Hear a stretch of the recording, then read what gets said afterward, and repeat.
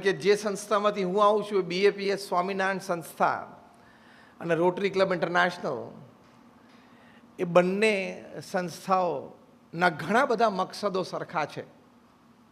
મુખ્ય તો નિસ્વાર્થ ભાવે જે સેવા કરવી, અન્યનું હિત ઈચ્છવું અને સારું કરવું, અને અન્ય વ્યક્તિ એટલે કે લાભાર્થી વ્યક્તિ સુખી થાય એમાં પોતાનો આનંદ મેળવવો, એવો જે એક હેતુ છે એ આપણી બંને સંસ્થાઓમાં સરખો જોવા મળે છે. એટલે પ્રથમ તો આપ સર્વે રોટેરિયન્સને ખૂબ ખૂબ અભિનંદન છે કે આપના વ્યસ્ત સમયોમાંથી, વેપાર ધંધામાંથી, ઘરની જવાબદારીઓમાંથી સમય કાઢીને રોટરીના માધ્યમથી, એના પ્લેટફોર્મથી આપ સમાજ માટે સારી સેવાઓ કરો છો. અને બધા આગેવાનો અને શ્રેષ્ઠીઓ પણ બધા છે કે જે તમને આર્થિક રીતે સાથ સહકાર આપે છે. જેમાં આપણે આજે જાનીઝ ઇમ્પ્લાન્ટ્સે ઇવેન્ટ સ્પોન્સર કર્યો છે તેમ. એટલે એમને પણ ખૂબ ખૂબ અભિનંદન છે. આજની વાતનો વિષય એવો છે, think different, be different and succeed different. એટલે કે તમે જ્યારે જુદું વિચારો છો ત્યારે તમે જુદા થાવ છો અને જુદી રીતે તમે સફળતા પ્રાપ્ત કરો છો. 99.99% પીપલ અપોન ધીસ અર્થ એનું રૂટીન સવારે એવું હોય છે કે સવારે ઉઠે, મોર્નિંગ કોર્સ પૂરા કરે, ન્યૂઝપેપર કંઈક જોઈ લે, જોબ પર જાય, 7-8-10 કલાક મહેનત કરી લે, સાંજે ઘરે આવે, ફ્રેશન અપ થાય, જમે કરે, ટીવી જોવે, 2-4 મિત્રોને ફોન કરે, ડિનર પછી કદાચ સાંજે થોડા વોક માટે જાય,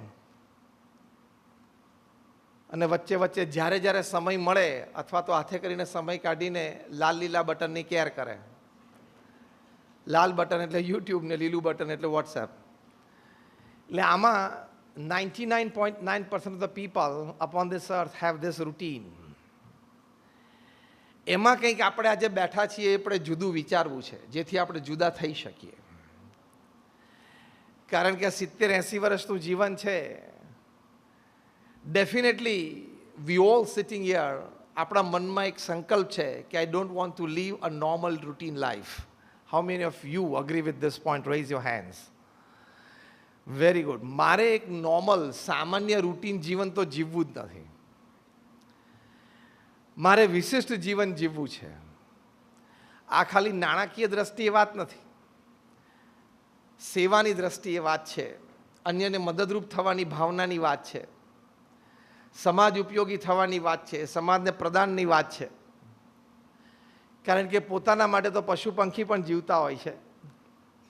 if part of your life you have not given back to society, you are no better than an animal or a bird. જીવનનો થોડોક હિસ્સો આપણે જો સમાજને પાછો ન આપી શકીએ, સમયની દ્રષ્ટિએ અને સંસાધનની દ્રષ્ટિએ, બે રીતે, ટાઈમ એન્ડ રિસોર્સિસ, તો આપણે પશુ કરતાં કંઈ વિશેષ જીવન જીવ્યા નથી. એટલે અમારા ગુરુ પ્રમુખ સ્વામી મહારાજ જે જીવન સૂત્ર ઉપર જીવ્યા, જે એમના હૃદયમાં વાત હતી, એ બીજાના સુખમાં આપણું સુખ, બીજાના આનંદમાં આપણો આનંદ, અન્યના ઉત્કર્ષમાં આપણો ઉત્કર્ષ, આ પ્રમુખ સ્વામી મહારાજના પ્રાસાદિક શબ્દો છે. અને આ જીવન મંત્ર, જીવન ભાવના સાથે જીવ્યા અને એમને આ BAPS સંસ્થા એક વટવૃક્ષ વિશ્વવ્યાપી બનાવી. એટલે પ્રથમ અગત્યનો વિચાર છે થિંકિંગ ડિફરન્ટમાં, કે I don't want to live a normal routine life like 99.9% people upon this earth. I want to live a special life. એ પણ લોકોને દેખાડવા માટે સ્પેશિયલ લાઈફ નહીં, આપણને સંતોષ થાય એની માટે. આ વિચાર માટે થોડુંક આંતરિક કલેવર આપણે બદલવું પડે, મૂળભૂત વિચારો બદલવા પડે. મૂળભૂત વિચારો તો સવારથી ઉઠીને બે જ આવે છે, ધન અને પરિવાર. એમાંથી થોડાક બહાર નીકળવું પડે. એટલે એ આંતરિક કલેવર થોડું બદલવું પડે. તમને ખબર છે, કદાચ તમને આશ્ચર્ય થશે, coal, graphite and diamond are real brothers, rather triplets. આ ત્રણેય સગા ભાઈઓ છે, કોલસો, ગ્રેફાઇટ અને હીરો. ત્રણ કાર્બનના બનેલા છે અને કાર્બન સિવાય કાંઈ નથી. પણ જ્યારે કાર્બન એટમ્સ હેફેઝાર્ડ રીતે, આડાવડા રીતે ભેગા થઈ જાય ને ગમે તેમ, ઇન એન અનઓર્ગનાઇઝડ વે, તો ફાઇનલ પ્રોડક્ટ છે કોલ બની જાય, કોલસો. એના એ જ કાર્બન એટમ જ્યારે હેક્ઝાગોનલ સ્ટ્રક્ચરે સાથે આવે, જે આપણે કેમિસ્ટ્રી ભણ્યા એટલે આપણે 8મા 9મા ધોરણમાં બેન્ઝીન રિંગ ભણ્યા, તો બેન્ઝીન રિંગનું જે સ્ટ્રક્ચર, હેક્ઝાગોનલ સ્ટ્રક્ચર, એ રીતે જો કાર્બન એટમ ભેગા આવી જાય તો ફાઇનલ પ્રોડક્ટ ગ્રેફાઇટ બની જાય. પેન્સિલથી માંડીને ન્યુક્લિયર પાવર પ્લાન્ટ સુધી એનો ઉપયોગ છે. એના એ જ કાર્બન એટમ જો ટેટ્રાહેડ્રલ સ્ટ્રક્ચર રૂપે ભેગા આવે એટલે the final product is a diamond. એટલે ત્રણ સગા ભાઈઓ છે ને, ટ્રિપલેટ છે, પણ ત્રણેયની બજાર કિંમતમાં ફેર છે. ત્રણેયની લોકોના હૃદયમાં ભાવ અને કિંમતની દ્રષ્ટિએ ફેર છે. યસ ઓર નો? ત્રણેયમાં ફેર છે. એક ભાઈ આટલો હોય એમાં બીજો ભાઈ તો ટ્રક ભરીને આવી જાય, ખરીદી જાય. આટલા નાના હીરાના ટુકડામાં કોલસો તો ટ્રક ભરીને આવે ને 2-4 ટ્રકે ભરી જાય. Why this difference when they are real brothers? તેનો જવાબ એ છે કે આંતરિક ગોઠવણમાં ફેરફાર. ત્રણેય કાર્બન એટમના જ બનેલા છે, પણ એ કાર્બન એટમની જે ગોઠવણ છે ને અંતરમાં, એના લીધે બાહ્યની કિંમત જુદી જુદી થઈ જાય છે. એમ દરેક વ્યક્તિ માણસ જ છે. આપણી પાસે હાથ, પગ, આંખ, કાન, બુદ્ધિ, શક્તિ બધું છે, પણ તમારી આંતરિક ગોઠવણ, વેલ્યુ સિસ્ટમ વિધિન યુ, એ આપણી આંતરિક ગોઠવણ છે. એ પ્રોપર હોય તો બહાર તમારી કિંમત ચોક્કસ વધી જાય. Talent can give you a place and position. Academics can give you a place and position. Experience can give you a place and position. Platforms can give you a place and position. Back support systems can give you a position and place. But the place and position that value system can give you, all this combined cannot give you. એટલી તાકાત value સિસ્ટમમાં છે.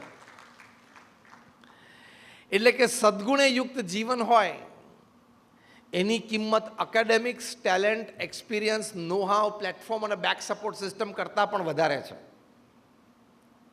અહીંયા think different આવ્યું. આપણે આપણા academics, talent અને experience ઉપર નિર્ભર રહીએ છીએ ને રહેવાનું. એનાથી પણ વધારે નિર્ભર આપણે રહેવાનું છે આપણી ગુણવત્તા પર, એટલે કે વેલ્યુ સિસ્ટમ ઉપર. કારણ કે આજે ઓપન એટમોસ્ફિયર છે સોસાયટીમાં, સોશિયલ મીડિયાનો જમાનો છે, internet is and information highway. એટલે ખોટું લાંબુ ચાલશે નહીં, સાચું હશે ને એ જ લાંબુ ચાલશે. Are you getting my point? અત્યારે એટલું બધું ઓપન છે કે ખોટું લાંબુ ચાલશે નહીં, સાચું હશે ને એ જ લાંબુ ચાલશે. એટલે વેલ્યુ સિસ્ટમ ઉપર જયા વગર છૂટકો જ નથી. વેલ્યુ સિસ્ટમ આપણે જીવનમાં દ્રઢ કરવી જ પડશે. આપણે બધા દ્રઢ છે, પણ આવી વાતથી, આવા પ્રસંગથી, આવા એસોસિએશનથી આપણે વધારે સુદૃઢ કરી શકીએ છીએ. The more you bank on your value system, the more you develop credits for you. Yes or no? તમારી વેલ્યુ સિસ્ટમ ઉપર તમે આધારિત રહો એટલે તમારી ક્રેડિટ વધે જ. પ્રમુખ સ્વામી મહારાજ 5 ધોરણ ભણેલા હતા. એક વાક્ય અંગ્રેજીનું વ્યાકરણની દ્રષ્ટિએ સાચું બોલી શકતા નહોતા. Forget English, not even Hindi. અને એમને એમના જીવનમાં 80 વર્ષ સુધી આ જ કલરના કપડાં આ જ સ્ટાઇલથી પહેર્યા. એટલે કોઈ બાહ્ય જાગજમાટ જેવું જ નહીં, લેંગ્વેજની દ્રષ્ટિએ, કપડાની દ્રષ્ટિએ. છતાં he was a one man organization. પ્રમુખ સ્વામી મહારાજ એક વ્યક્તિ સંસ્થા હતા. એમણે એકલા હાથે હું તમને હવે સ્ટેટિસ્ટિક્સ કહું છું, યાદ રાખજો. એકલા હાથે 1300 hospitals, hostels, schools, colleges, community centres, સંસ્કાર કેન્દ્ર, હરિમંદિર, મંદિર અને Akshardham in a span of 45 years બનાવ્યા. તમે બધા નાની મોટી પ્રવૃત્તિ સમાજ સાથે કરતા હશો. એક સંસ્થામાં તમે જવાબદાર વ્યક્તિ તરીકે, ટ્રસ્ટી હોય કે કાર્યકર તરીકે હોય, ઓફિસ બેરર તરીકે હોય, ત્યાં સાંજ કેવી રીતે પડે છે તમને ખબર પડતી હશે. નાના મોટા પ્રશ્નો હોય. 1300 સંસ્થાઓ એકલા હાથે ઊભી કરી, એટલે કે 1300 જમીન ઉપર 1300 પ્રોજેક્ટ કર્યા. Let me talk very practical. ત્યાં થોડા વર્ષો પહેલાં મેં હૈદરાબાદ ગયેલા. ત્યાં ભારતભરના બધા જ બિલ્ડર્સ, ડેવલપર્સ, રિયલ એસ્ટેટ ટાઇકુન્સ બધા ભેગા થયેલા. અને મેં એમને એક જ પ્રશ્ન પૂછ્યો કે તમારામાંથી 1300 જમીન ઉપર પર્પસફુલી પગ મૂક્યો હોય એવો એક જણ આંગળી ઊંચી કરો. કોઈ આંગળી ઊંચી ના કરી. મેં એમને કહ્યું પ્રમુખ સ્વામી મહારાજે 1300 જમીન ઉપર 1300 પ્રોજેક્ટ પૂરા કર્યા છે, અને એ પણ non residential, non commercial project, બાંધીને વેચવાના નહોતા. કાં તો હોસ્પિટલ, હોસ્ટેલ, સ્કૂલ, કોલેજ. કેટલી અદ્વિતીય સિદ્ધિ કહેવાય. દુનિયાના 60 દેશોમાં 18,000 ગામો અને શહેરોમાં જાતે ગયા. લોકો એમને વ્યક્તિગત, પારિવારિક, વ્યવસાયિક પ્રશ્નો માટે પત્ર લખતા. એવા 7.5 લાખ પત્રોને એમને લેખિત જવાબ આપ્યા. At an unbelievable average of reading and answering more than 50 letters a day without a Sunday for 45 years. 3.5 lakh ઘર, ઓફિસ, ફેક્ટરી કે દુકાનોમાં પધરામણી કરી.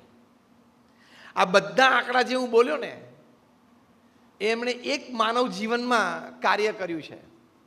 આમાંનો એક આંકડો પકડીને આપણે ચાલુ કરવા જઈએ ને કામ, એટલે આપણી જિંદગી પૂરી થઈ જાય. તો એકાદો આંકડો પૂરો ના થાય. હા. અને સાથે સાથે અમારા જેવા 1200 સંતોને એમણે દીક્ષા આપી. એમાંથી 800થી પણ વધારે સંતો graduates, post graduates, chartered accountants, doctors ને એન્જિનિયર્સ છે. આ આંકડો હું તમને એટલા માટે કહું છું કે તમારે જ્યારે મેમ્બરશિપ ડ્રાઈવ હોય ત્યારે કેવી તકલીફ પડે છે ખબર છે ને. 2 જણાને નવા મેમ્બર બનાવવા ત્યારે ઇટ ટેક્સ એન એફર્ટ. થતા હોય, થાય જ છે લોકો, પણ it takes an effort, isn't it? તો તમારે એને મેમ્બર બનાવવાના છે. અહીં તો લાઈફ ટાઈમ સમર્પણ કરાવવાનું છે. Is not a joke. અને 800 જે graduates, post graduates, chartered accountants, doctors, engineers, તેમાંથી 150થી પણ વધારે સંતો they are born American and British citizens. એમાંથી 50થી પણ વધારે અમારા સંતો Ivy League colleges, Stanford, Harvard, Carnegie Mellon, Yale, Kellogg જેવી ઇન્સ્ટિટ્યૂટ્સમાં ભણ્યા છે. આ મેં તમને એટલા માટે વાત કરી કે તમને એવું ના લાગે કે નહીં ફાવ્યું, નહીં જામ્યું એટલે અહીંયા ગોઠવાઈ ગયા.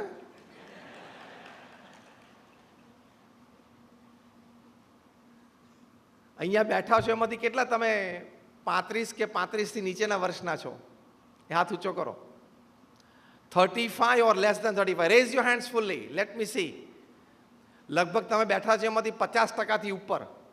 ઓકે. એ લોકોને મારે એટલું જ કહેવાનું કે તમે જન્મ્યા એ પહેલાં મેં એન્જિનિયરિંગ પૂરું કરેલું.